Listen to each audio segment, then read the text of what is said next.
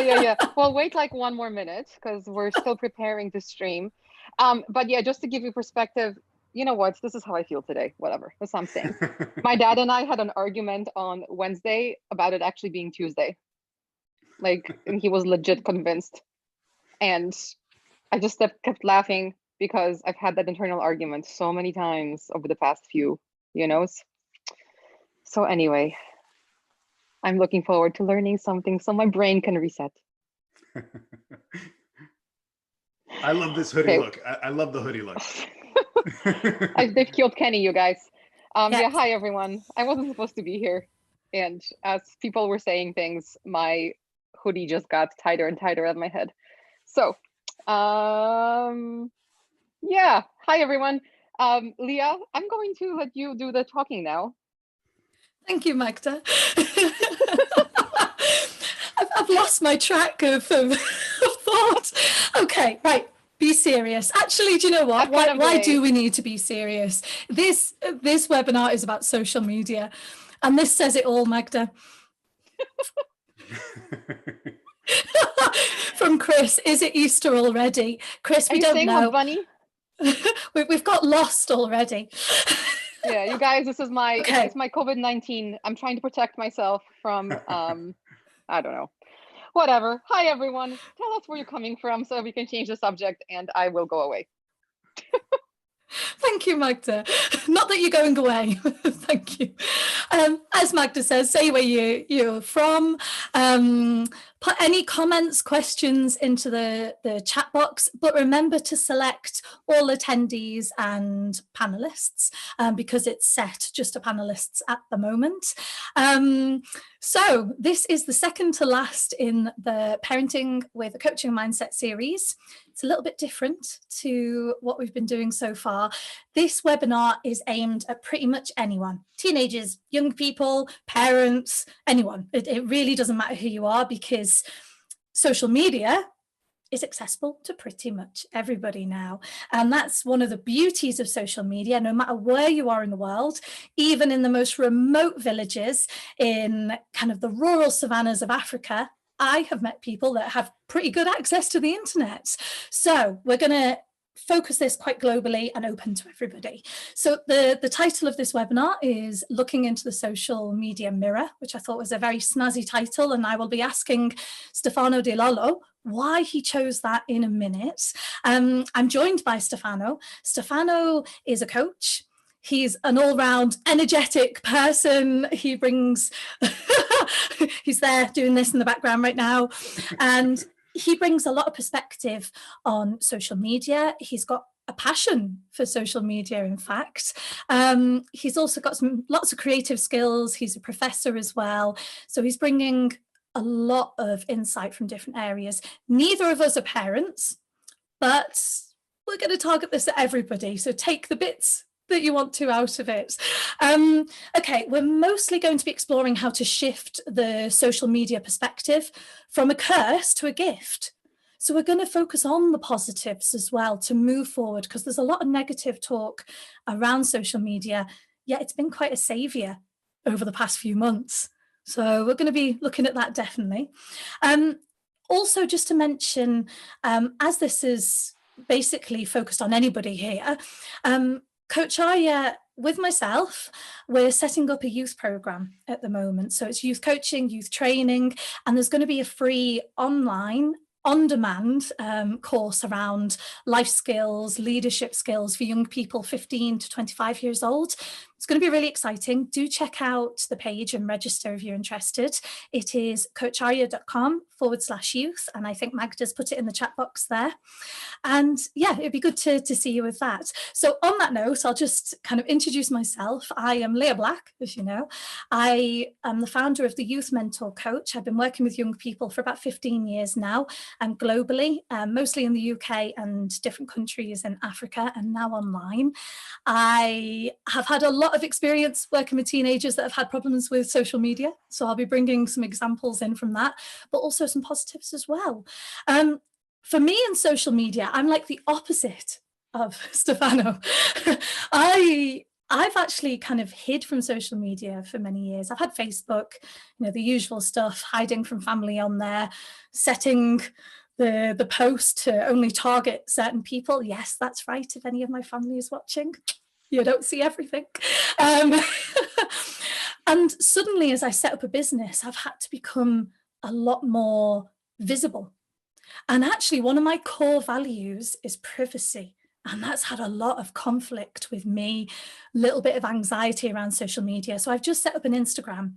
And yeah, this is something I'm not shy, but I'm not quite there yet. And I think, Stefano, being the opposite of that, I'd love you to kind of expand on my experience of being shy and how that might be the case with some parents and some young people as well, and that gap. Yeah, absolutely. I mean, I love what you said. You said, I'm not quite there yet. Yep. And I think many would agree that that's how they feel about it as well. I don't think anybody is, well, certainly there are some people that are saying, I wish it didn't exist, or I'm only going to focus on the negatives. But I like what you said, I'm not quite there yet. And I think that when it comes, let's specifically for parents, I think they feel the same way. They clearly can identify that their children are there already, but they don't feel that they're quite there yet.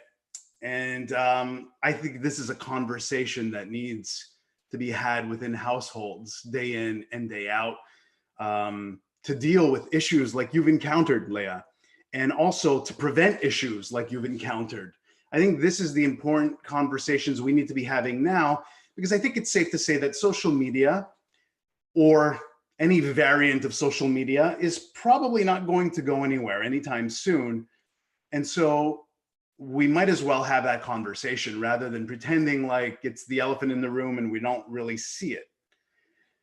And so from my perspective, I know the positive side that social media has had for me. And so it's important to always recognize that there's always two sides to every coin.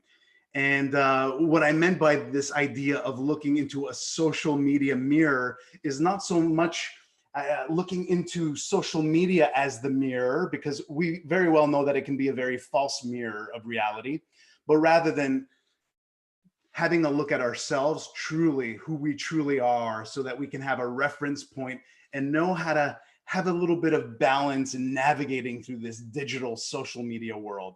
That's actually what I meant by the mirror. It's actually not social media. I like that. I'll always remember that title when I'm on social media, because it is like a mirror. It reflects, though, only a tiny bit of our lives.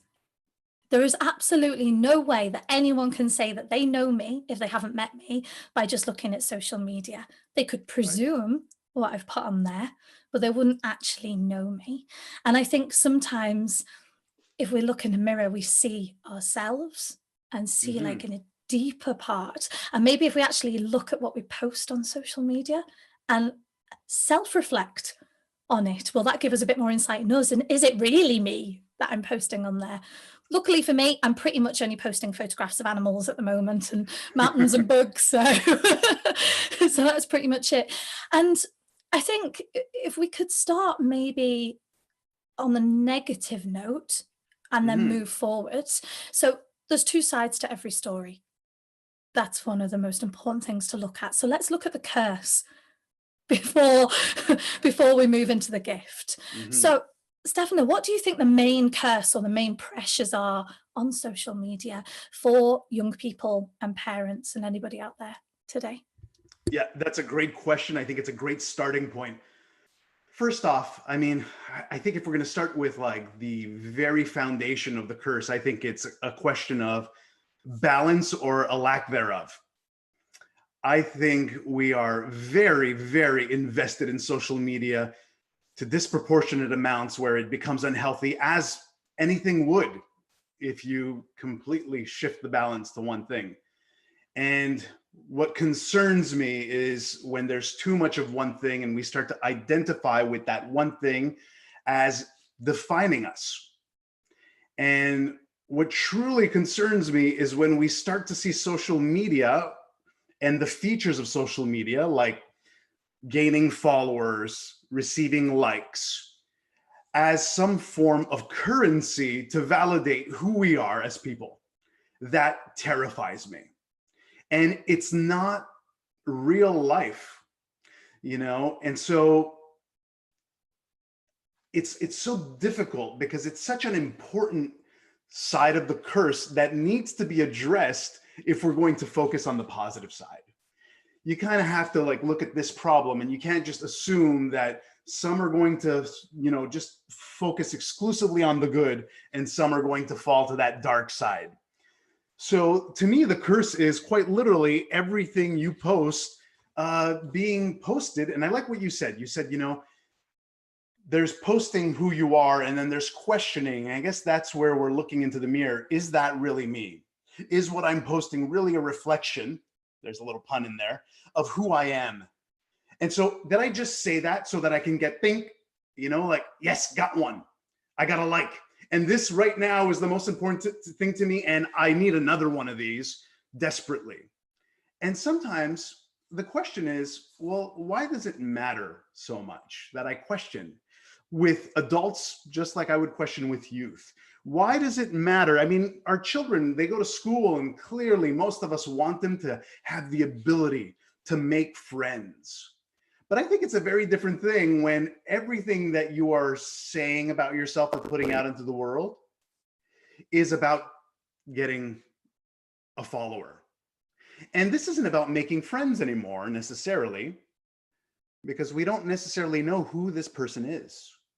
But yet we have attached a lot of value on this little icon that pops up when someone, you know, appreciated or maybe didn't appreciate what you put, because maybe they just tend to follow a lot. And so when we start to put value on things like this, when we start to put value on, you know, things like that worries me. This doesn't really mean much. So I think that's the biggest part of the curse. When people dive into a world and suddenly they think these are the things that really define who they are and give them value in life. That really terrifies me, in fact. You know, that terrifies me too. And it reminds me of, I was working in a school once and speaking to some young people, and they were comparing how many friends, and they were calling them friends, like real friends on Facebook. And I think at the time, Facebook hadn't put a limit on how many friends you could have. Now they've reduced it, but there was somebody who had up to 1,000. And their whole life is going into the hands of strangers who know another stranger, who know another stranger, and all those strangers out there. And what always hits me is when you post something online, no matter where you post it, it is forever. Snapchat, some kids might turn around and say, oh, it's not forever, it's just a quick post. The truth is someone has 2 seconds to screenshot that. Everything you put out there is forever. I had a thing with Facebook when I had too many friends. One was I did a Facebook clearance and got rid of absolutely everybody on there that I wouldn't invite to dinner with my mum or my grandparents. I decided that was a really good bar of, you're definitely not my friend if I wouldn't invite you to meet my family. And that actually made me cut out, 200 random people. And now I only have very close friends and family on there, and the pressure just absolutely reduced. It was lovely. So yeah, I think there is a lot of, fake friends, fake life. Right. Is it ever real? Is anything on there ever really, truly real? I think it could be. And that's what makes this issue so much more complex. You and I would have probably never met had it not been for some form of social media. And I would really like to believe that this conversation we are having right now is very real and meaningful to both of us, and hopefully some of the people that are looking right now. And so it is possible. And some of the relationships that I've been able to develop from social media alone that grew into some incredible, let's call them more real relationships, for the lack of a better word. I'm grateful to social media for having given me that opportunity, for having given me this opportunity to discover incredible organizations and the incredible people that are working within these organizations. So there is real relationship building, connection, and I would even go as far as to say real human connections that can be generated despite the fact that this is a digital world. And human connections with people on the other side of the planet, which I think is really powerful because this allows us to understand each other better versus being stuck in your little local bubble. And there's nothing wrong with your local bubble and your local community. I think you should be supporting it and be involved in that. But it's really great to also understand different perspectives. That's very nice. I like the way you say that. And do you know, that reminds me of something that has really changed my perspective on life recently. About 6 months ago, I was feeling a little bit lost because, and this is why social media has been quite positive for me. I moved from my home country, which is England. Little Scouse accent in there, if anyone's guessing. I'm not from Liverpool, I'm from the Wirral. Anyway, and I moved, I first went over to Africa, to different countries in Africa, and then I moved to Spain. And I live in the mountains in the middle of nowhere. There are 15 people in this area, and most of them are over the age of 80, in fact, if not all of them. And I couldn't communicate because I didn't speak the local language good enough. And I got really lost and really low. And if it wasn't for the internet, I wouldn't be where I am now, happy, feeling connected, feeling supported. And I realized at that point that I'm a global citizen. And as soon as I got that label and I realized all of us now are global citizens because of the internet, that broke down so much anxiety of that isolation and that loneliness, which I love every now and then. But you need human connection. And it felt just the same when I started up the online business. And I'm speaking to people all day now online as it would if I'd been face-to-face in my previous job, which I also loved. So yeah, it does help on that side. And it does. And I've met you and I've met Coach Arya. And actually all my contracts and clients are from online, are from people seeing me on LinkedIn or Twitter. Not so much Instagram because I'm new and only posting photos of animals. That's not helping me too much. But yeah, and I think yesterday I met with a fantastic group of young people online virtually, and it went much better than I thought. I felt there might be a little bit of non-connection because they're younger and it was all online. No, absolutely fine, completely normal, just like being face to face.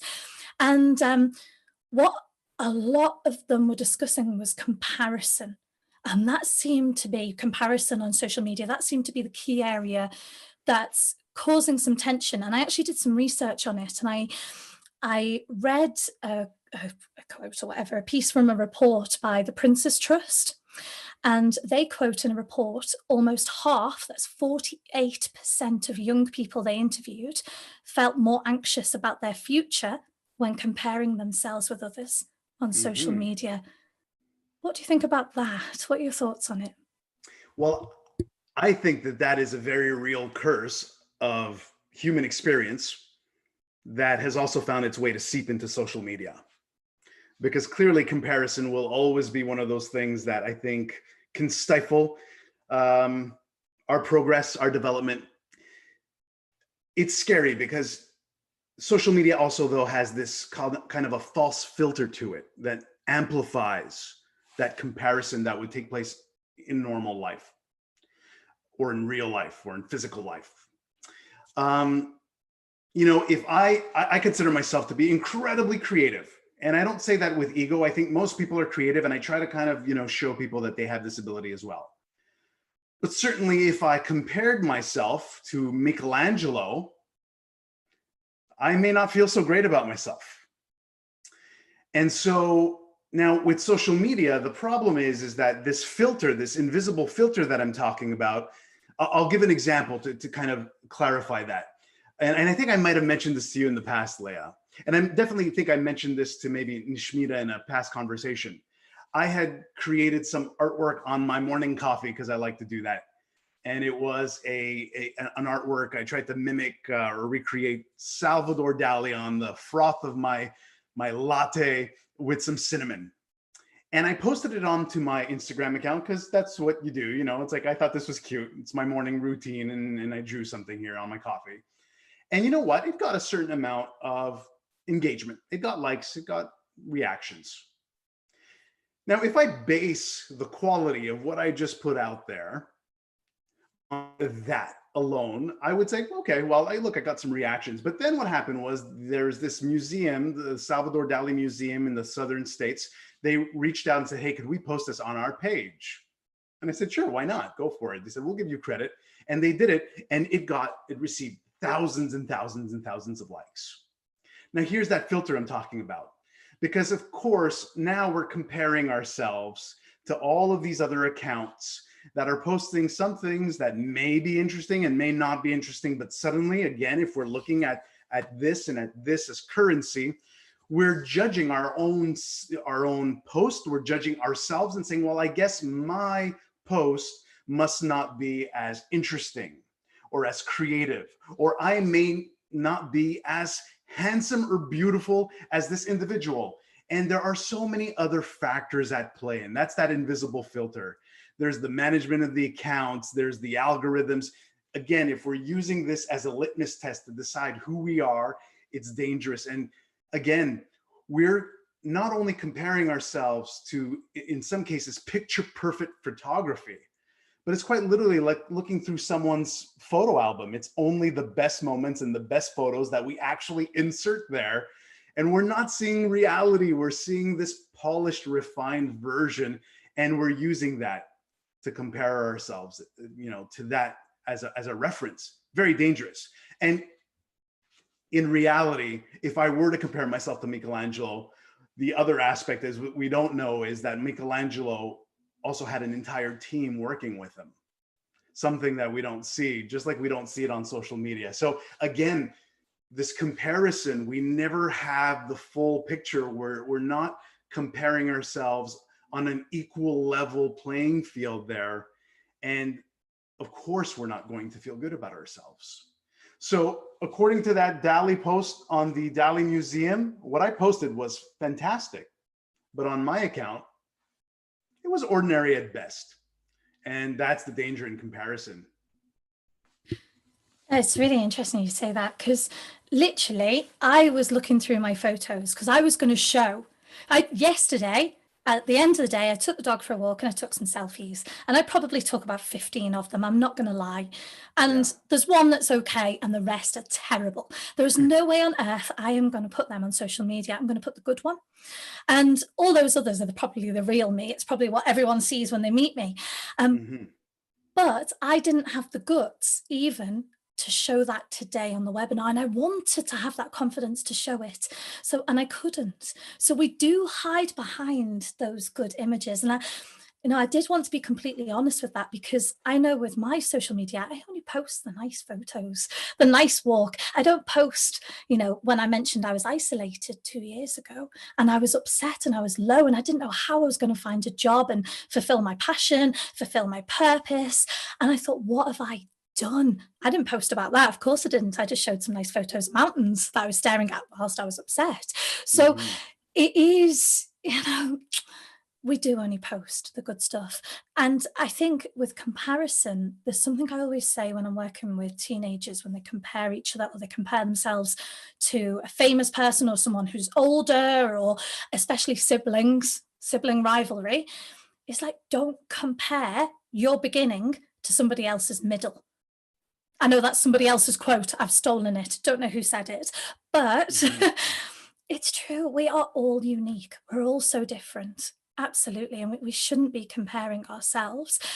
I think on that note, I'd love to look at body image, because I think body image comes up. And I do know an amazing person who's here right now who might not jump in, I don't know, but who's pulling a face at me in the background.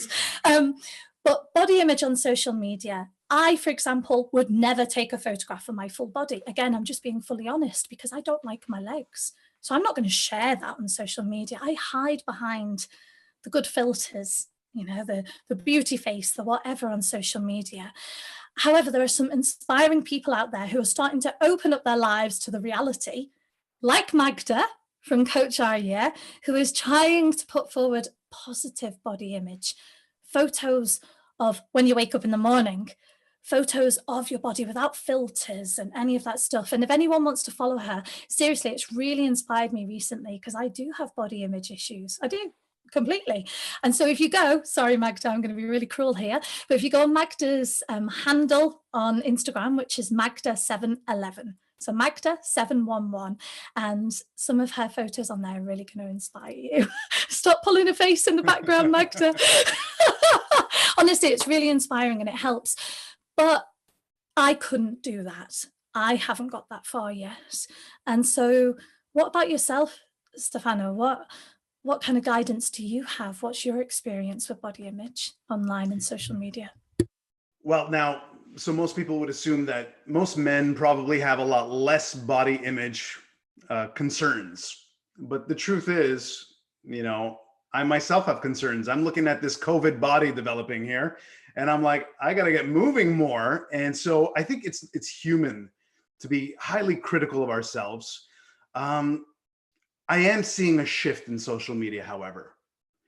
There's two extremes. There's the perfectly photoshopped imagery that you can tell, in fact, sometimes that someone has worked hours on this, trying to refine and perfect. And then there's this flip side where you see people who are just, I think, allowing themselves to feel liberated and saying, look, this is me though.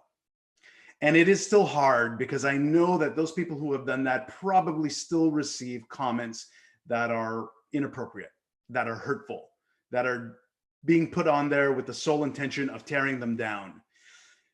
But I still think that what they're doing is a healthy move toward truly getting to that level of equanimity and just accepting yourself first and foremost. And to go even a level beyond that, I'm seeing a lot of people, and I'll actually even focus on TikTok, that is a medium that is a lot more geared towards the younger generation. And I'm seeing people who are visibly different and beyond their own critique of what they feel they look like, and who are actually quite popular with accounts where they're just saying, yes, I don't have a hand. I was born this way, but I'm going to post anyways. And this is my life and this is my reality. And what's incredible to see is the level of confidence just emerging from these people. And I think, okay, I haven't seen this before, and this is something new. So as much as it hurts, I still encourage it. I still encourage to get past it. But I also feel that if you're not ready, then you shouldn't force yourself to. I think, and I always, Leah, you always say, I'm not there yet. And I love that because it hints at the fact that at some point you will be there. And I think that already, really? Yeah. I mean, I think that's the mindset that you're displaying here. You're going to be there at some point. Otherwise you wouldn't be speaking and curating your words quite in that way. Wherever there may be. It's all a journey. It's all a journey. I mean, genuinely, there is no way on this earth 6 months ago I'd be doing a webinar. Absolutely no way. And that took so much.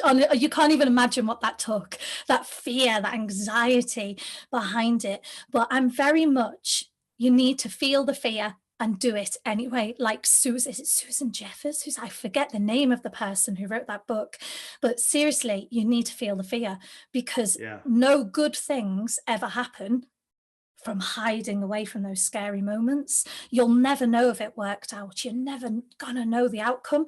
And I'd rather feel scared or be embarrassed or make a fool of myself and at least have that opportunity.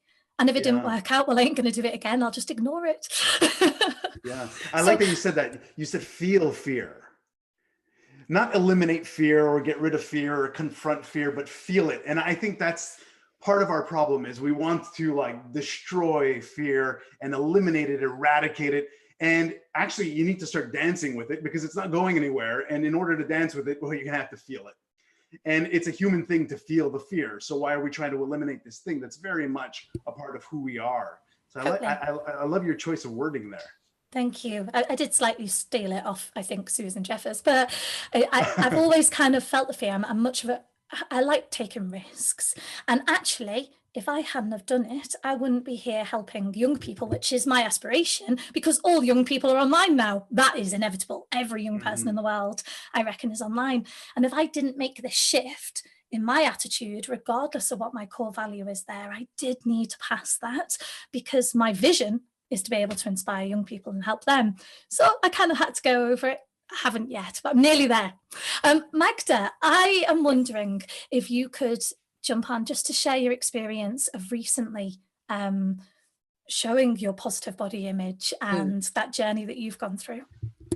I am very happy to, because the whole feeling your fear also resonates with me, because I literally felt it, as in like I felt it here and in my chest and my clammy hands. And I posted some pictures of myself, full body, not nudes, but full body. And it took me about 2 years to actually do it. And I kept thinking of every single excuse, and that fear was, I mean, I was the fear. And for those of you who will see those pictures, they are professional, because that was part of my journey too. Like, I was scared of doing a selfie of my full body. I'm like, you know what? I have a cousin who is a photographer.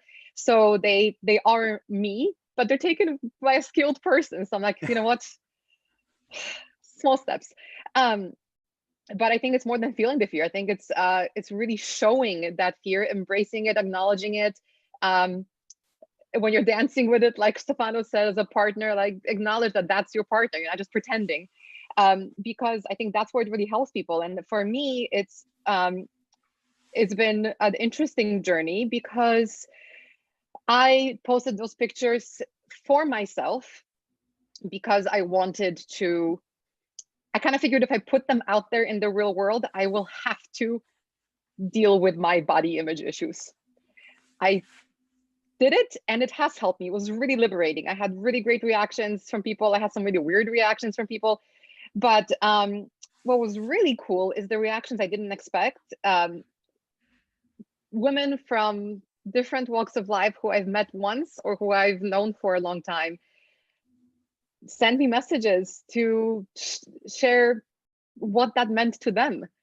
And there was quite a few really powerful ones. You know, one person who, frankly, I thought she was just this fit, awesome person. I won't even say her age, because I don't want to give away who this is. But I admired her physical fitness. And she was one of the people that I kind of compared myself against. And then she sends me a message saying that, you know, I've been battling with anorexia for a very long time. I've had a food, you know, I've had a, oh gosh, what's it called? Over exercising. All these things where I was like, holy crap, like I had no idea. And she said that me posting that and acknowledging my weight and acknowledging my body was such a great thing for her. And she shared it with her groups, her Facebook groups, where there's other people with eating disorders. And I just thought to myself, like, that's more than I ever imagined that picture could have impact on. So it just made any negativity or weirdness that I also got kind of worth it. And the fear is still totally there, because, you know, there's reasons why I have about 30 of those pictures. I have stories to go with every picture. I've only posted 3. So this tells you that I'm also still not quite there. If I was, then I would have posted them as a series in a row where they could have been this powerful thing. But I didn't. And maybe I will. But embracing the fear, acknowledging it, and, you know, the authenticity that goes with it, it does feel really good. It's liberating, but you never know who else is going to interpret it positively as well. And you never know. Don't assume the negative, I suppose. Don't assume what's the best that could happen. And hopefully it will, because it did for me. So I will post again, maybe today. Magda, I must say, when I saw you post, the first thing that went through my head was, what in the world does Magda see when she sees these photos? Because I saw someone who should be proud of putting those up. And it reminded me that what we see when we're looking in that mirror isn't necessarily what other people see. And I was really amazed and impressed when you did that. And actually, this is actually, I don't know if this account is a good account. It's something that I snagged up, but I think that kind of relates here. I don't know if you can see this. It's a woman's belly here, and she's written on it. And she wrote, even though I'm educated in how the media distorts our image of beauty, I still feel the urge to conform to an impossible body type. and it's by the handle is non-airbrushed me, which I'm not sure if that's, I haven't really investigated the account, but I thought that was actually very powerful because I agree. It's dangerous. You know, I don't know if I would recommend that someone put up a picture of themselves to get past their body image just to see the reaction of people. But I would if you intend on liberating yourself, so that you wanted to post this picture, but you avoided doing so because it showed your body. Then I think you need to get past that, but not to say like, hey, let's see what people will say. And if most of them like it, then that'll make me okay. Well, then you're just falling right back into that rabbit hole. You know, you're not going into a good place. You're looking for that validation. So anyhow. I think what comes up for me is, as you're talking, is your discussion in the beginning about the social media self and the different kind of lives that we, you know, the real life versus social media life. And for me, posting that picture was kind of living up to my true values. I've always been, what you see is what you get. I've always been an open book, for better or worse. Blunt is a nice way to describe me. And I felt that the one thing that was missing was I wasn't being true to myself with this self-image that I had. And I thought, like, I don't care what the reactions are. The point is that I speak my mind. I'm proud of everything I've done. My life's motto is you are what you eat. So why the hell am I hiding this one part of myself? Like, that's not being true to myself. So while I'm very, very happy about the things that have happened, I think with social media, it's, you know, Ram gave me this advice 2 years ago, and I'll always go back to it. He asked me, what's the worst that could happen? And then the follow-up was, what's the best that could happen? And I use that as kind of like my litmus test for a lot of things that I do, because as long as I'm comfortable with the worst that could happen, like the absolute worst, I'm just gonna do it. Because I've literally thought of the worst that could happen. And with social media, I think that's important. You know, like if you use it for self-validation, that's a pretty bad thing that could happen. Don't know if you should be comfortable with that. It's not how you should be measuring your life. So maybe don't do the things that may lead to a worst thing that you're not comfortable with. Mm-hmm.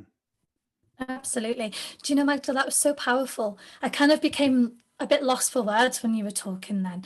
Not just that bit, but the story before about the comment that was made. It got me a bit emotional. So I kind of had to go quiet then. But seriously, hats off to you. And I couldn't do it. And I think many people say they couldn't.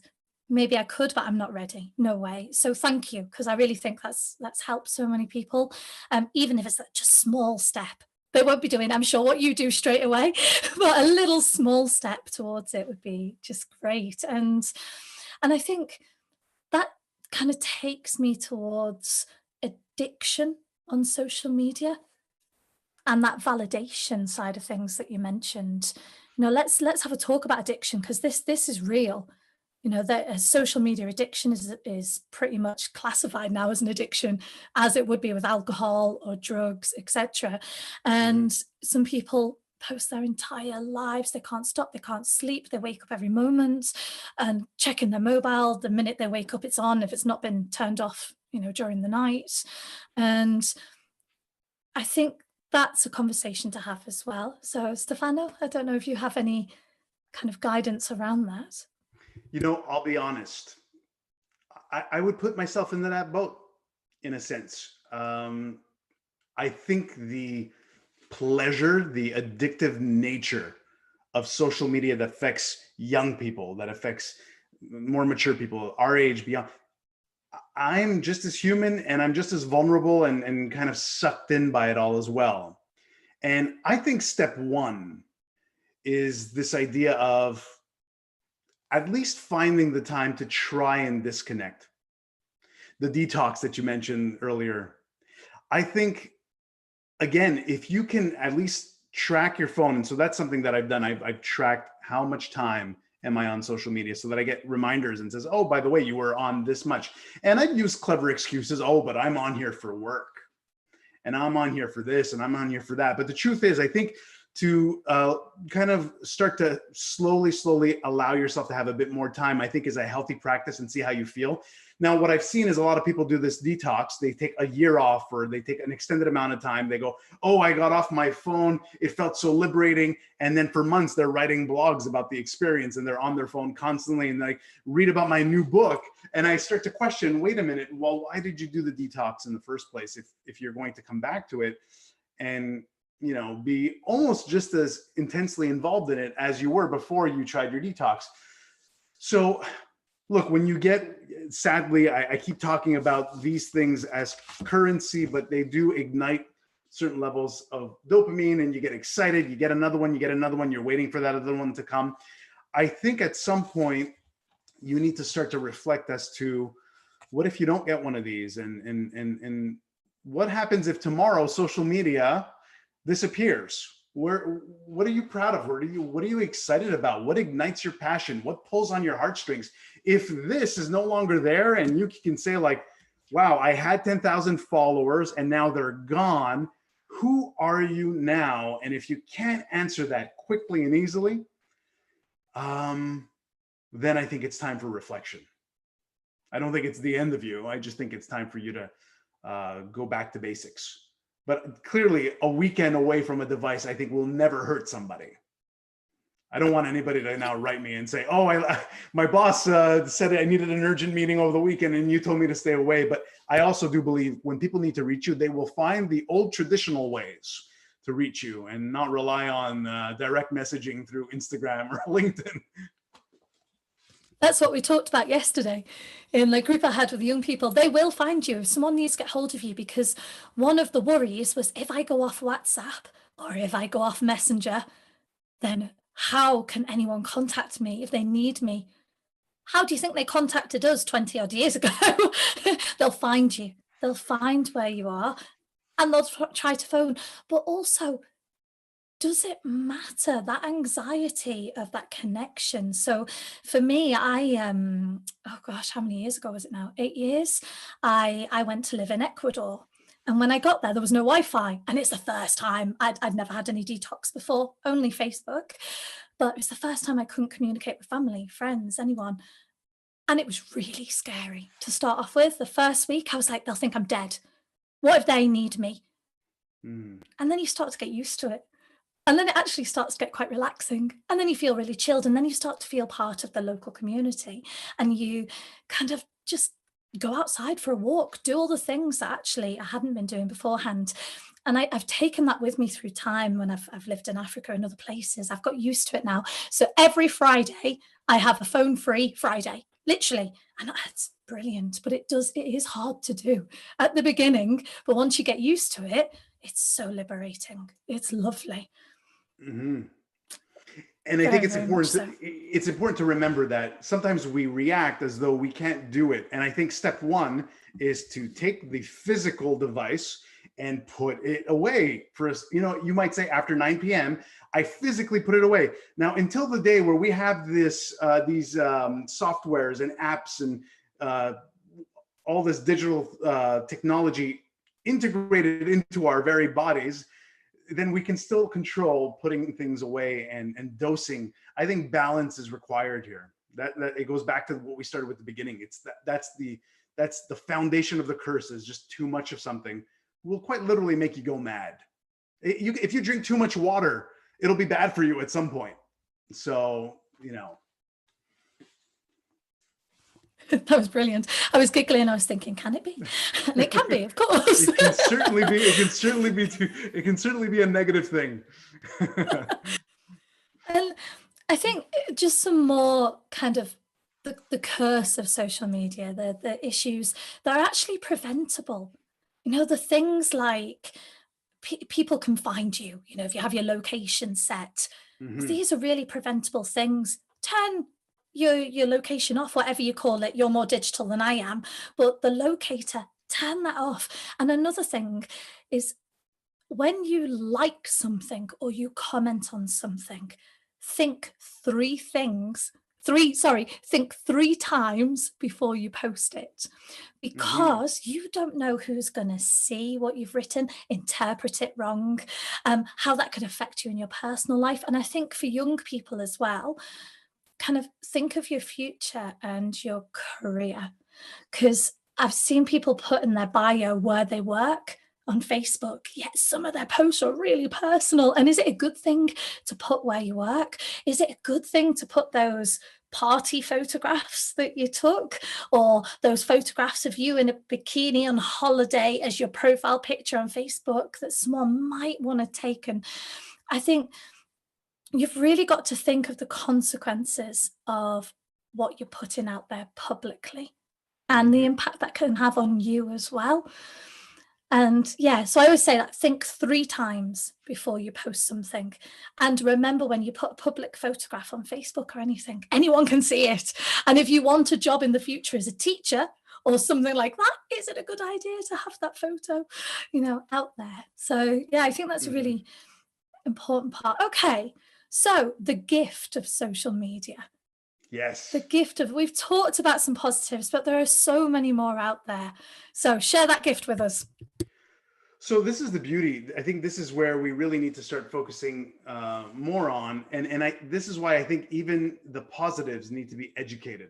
I think I think this was your whole purpose here, Leah. You said, if we only focus on the negative, I mean, it just becomes a complaining, show. And it's no different than when we play the blame game and blame young generations for the way they are.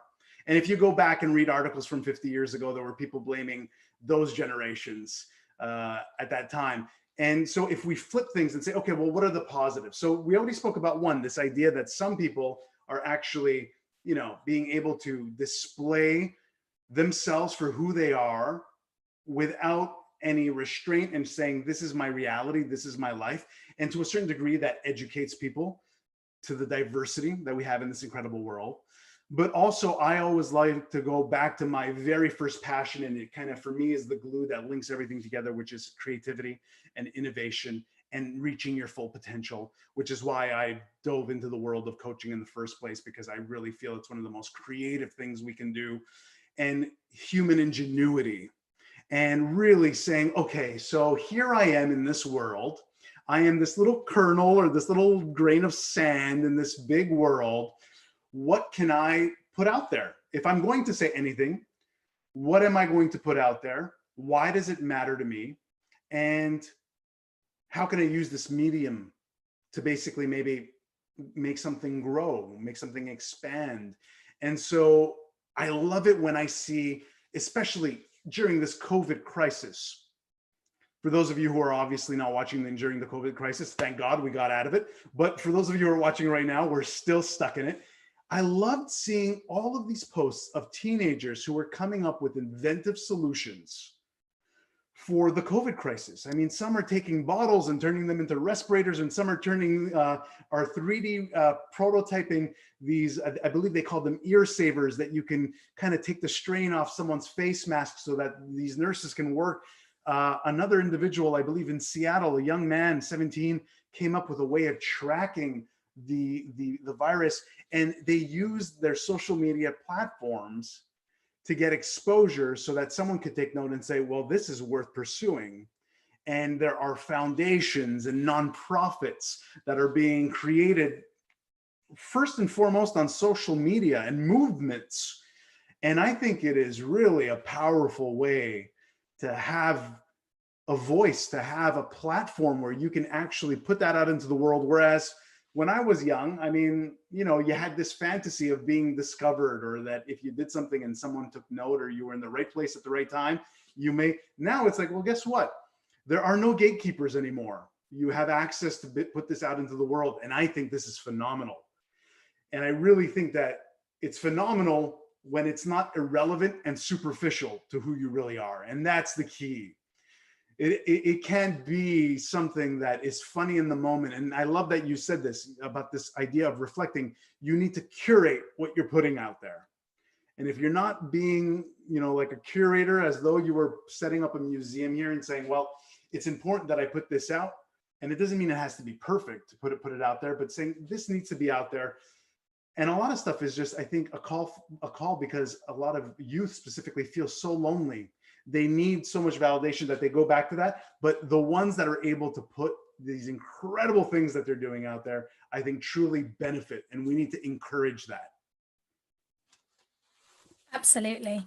And that is the benefit of social media. Like that's the main benefit, is your visibility to be able to do good, to help others, to make an impact on this world, no matter what age you are, to help humanity, help the environment, whatever it is. I mean, gosh, Fridays for Future, hashtag Fridays Yeah. for, that's youth coming together to absolutely change this world. There are so many positives. Education. We now know that education can be done online. We also know there's loads of free courses out there, or courses that you can pay a small amount for to get qualifications, certificates you wouldn't be able to before. So like people I work with in really rural parts of Africa can get a Harvard University certificate off, one of those sites where you can do courses that, and also share passions.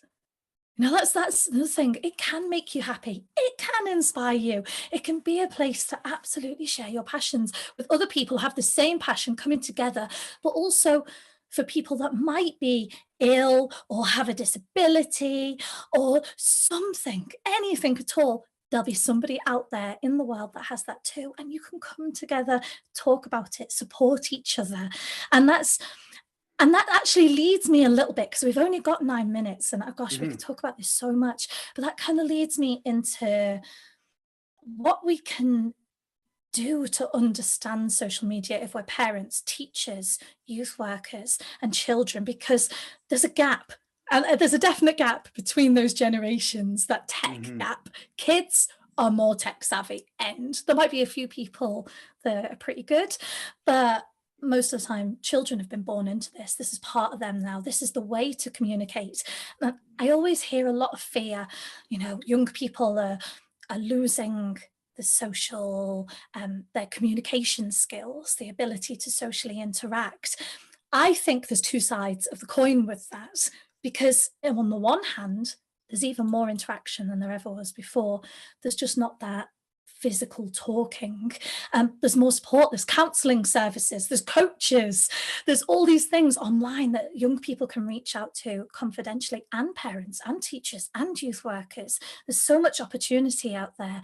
But to kind of bridge that gap between parents and their children, if the parents aren't very tech savvy, I think personally, I would say bringing in that coaching skill of ask some open questions and learn. If your child knows more than you do, then you're going to have to learn off them.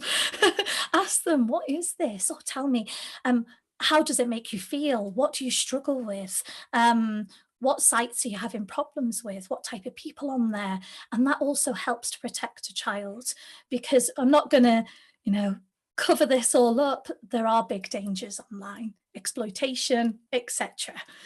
But if we have these open conversations with our children and actually talk, it's more than likely you're going to find out about them and then be able to raise awareness together, not telling. Another thing about that is I sometimes see parents, when I've worked in the past, telling their children off, get off that phone, get off your iPad, get off the TV. And then 2 seconds later, there's the parent looking at the mobile phone. So, don't call your kid out before calling yourself out. You kind of need to look at yourself and your own time that you spend on the internet, your own time that you spend on your phones, and make this a family thing, like a family agreement, or the boundaries around your time online. So what do you think about it anyway, Stefano? It's a great topic that you bring up, a great facet of what we're looking at here, because so often I have the parents of friends, of teenagers, of great, wonderful children come to me and ask me, because they know I know a thing or two about social media. Well, tell me more about this platform, and tell me more about why my child is posting up photos of this, and what's the trend on this. And I always find it strange, because this is the very conversation that you should be having with your child. And often, as humans, we tend to react when something isn't going well. And so we'll see a picture that we deem inappropriate, and then we'll get into that conversation where we're like, well, you need to tell me why you posted this, and this was inappropriate. And suddenly, clearly, we're setting up a situation where that child or teenager is going to shut down. And so what I think, first off, we need to do is also ask questions, to your point, open questions, but focus also on the positive things that they're putting out there. Hey, tell me why you posted this photo today of you and your 3 friends, and you guys seem to be having fun. Is there a reason why you decided to post that? Let's talk about that. I'm curious. Now, some parents tell me they don't have access to their children's or teenagers' social media. They've been blocked. And that always makes me a little concerned, because if it's open to the public and they specifically blocked you, then that's a whole new question. Well, why would you block me? Like, what is it about our relationship that you think I won't approve of? Or is, you can't argue that this is my personal diary anymore if it's open to the public. And so there are conversations there. And I also think that for those parents, like when we started off, we talked about people who aren't there yet. So how about you involve your child and say, hey, I want to actually get on to this platform. I don't want to bother you or anything. I just actually want to create my own account. I need help. I'm not there yet, and I need someone to help me through it.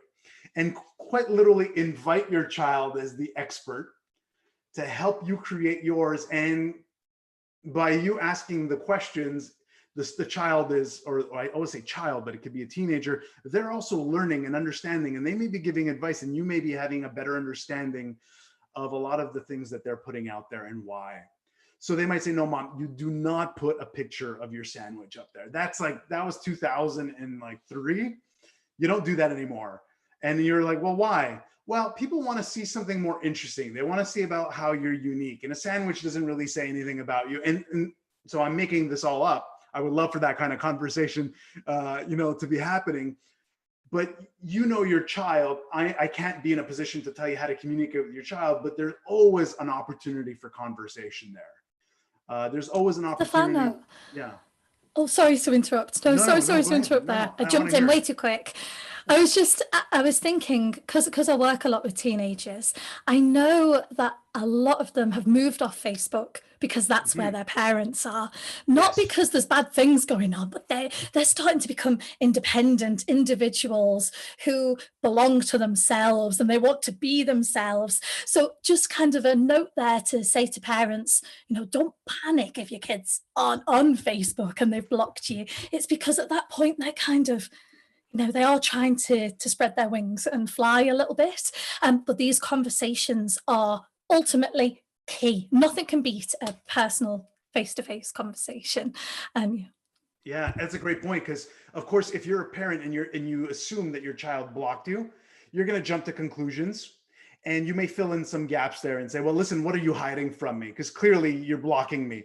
Whereas the conversation of saying, hey, look, I don't need you to follow me or to unblock me. I'm just curious to know as to why. And it's okay if you still decide you want to keep it that way. But shockingly, sometimes it's like the parent is blocked, but the uncle isn't, and it's kind of like, okay, wait, why is Uncle Joe not blocked? Is Uncle Joe cooler than dad? You know what I mean?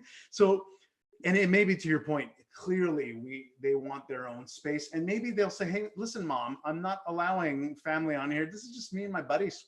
That's all. Don't take offense, mom. Just it's our thing. You won't understand most of the jokes.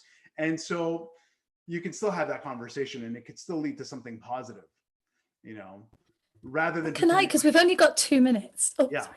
We're getting too much energy. I'm really excited about this topic. I'm learning so much. I'm going to share it.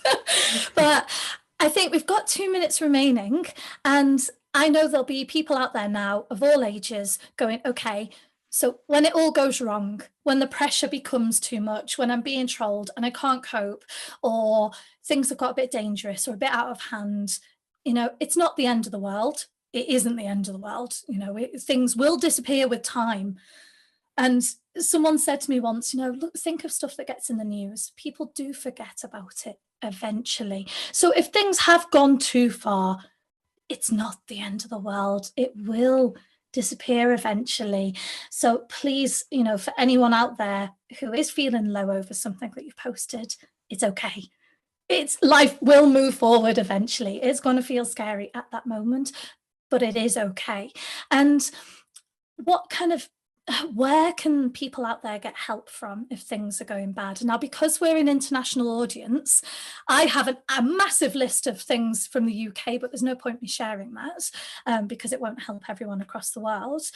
But I'm not savvy around reporting and privacy settings. So if you could summarize in literally 1 minute how people could look for support if they need it, or to get guidance on specific social media, what would that be? Well, it's a little bit of a touchy subject because clearly each platform has their own guidelines.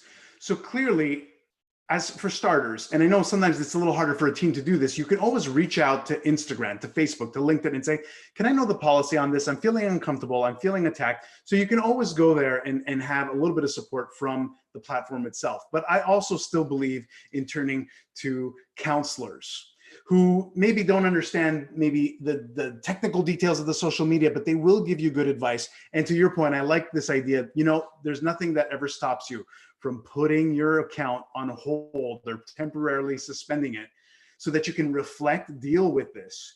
And trust me, people will not think you disappeared off the planet. There will be time. I mean, we see celebrities do this all of the time. So if it's consoling to know that even the biggest names decide, oh my God, I need a break here because I got trolled over this thing that I said, I'm going to just take a break. And then they reemerge and say, okay, I'm a little, more balanced now in what I need to do. So I would say step number one, be aware of those policies. These young people can have access to this information at their fingertips. Step two, if you really are in a dangerous position, where something really bad is going, you need to turn to the authorities if it's something that you really feel is putting yourself, someone else in danger. I don't know if there is a squad out there that is designed to specifically help on specific platforms, though I think that could be the great start of something right there. Actually, that's a great idea. Thank you, Stefano. There are, I know in the UK there are. And also one very final note, don't wait till it's too late. Don't wait till things have got overwhelming. Just tell somebody, there will be support if you're a teenager in school. There'll be a teacher, there'll be a support worker, there'll be someone random like me. There's coaches, there's everyone out there. Reach out for support. Honestly, a problem shared is a problem halved. So I would love to end kind of on that note. Also, there's been so many fantastic comments in the comment box that people who are watching on YouTube right now won't be able to see. So Magda or Nishmita, I don't know if we can save that and put it into a blog on Coach Arya. I'm presuming that we will, so I'm going to say that we are. And we'll also save it and put it onto the Parenting with a Coaching Mindset group in LinkedIn. And keep following the work that we do around young people at coacharya.com/youth. Stefano, thank you very much. And everybody that's attended, thank you. Bye and safe browsing.